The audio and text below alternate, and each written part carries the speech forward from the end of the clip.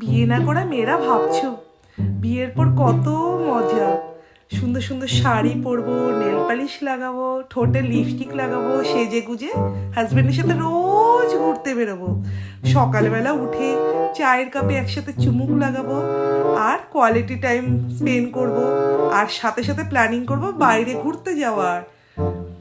কিন্তু এগুলি কিচ্ছু না, সব বেকার। যারা বিয়ে করোনি বলবে একদম বিয়ে করো না। বিয়ের পর কি করতে হয় আমি বলছি। সকালে উঠে শ্বশুরবাড়ি সবার জন্য চা বানাই। প্রথমে চা বানাই না, প্রথমে বাসি ঘরটাকে ঝাড় দিই, ঘরটাকে পরিষ্কার করি। তারপরে সবাইকে বলি, বাবা চা খাবেন, মা চা খাবেন, বড়মশাই চা খাবেন, এক একজনের এক এক রকম চা। তারপরে চা হয়ে গেল, তারপরে গেলাম ব্রেকফাস্টটা কমপ্লিট। আবার ব্রেকফাস্ট টেবিলে বসে পরের দিনের ব্রেকফাস্টটা প্ল্যান হয়ে গেল। এরপরে চলে আসলাম দুপুরে রান্না করতে, আবার সে রান্না। দুপুরে খেতে বসেও হয়ে গেল নুন কম, ঝাল কম, মিষ্টি কম হয়ে গেল। তারপরে আবার রাতের সবকিছু কমপ্লিট করে বিছানায় একটু বসি ফোনটা নিয়ে। হাজবেন্ড বলে, সারাদিন কি করো তুমি, শুধু তো ফোন দেখো।